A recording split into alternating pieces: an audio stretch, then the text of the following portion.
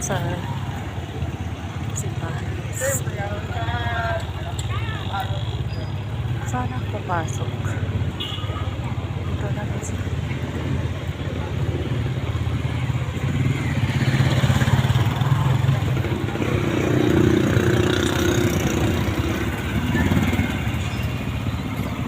Ano ni kita?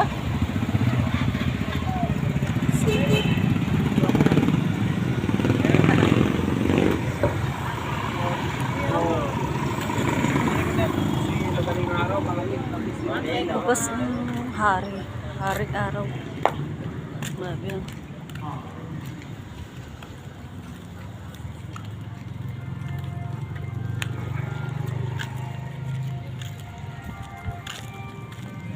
Morning.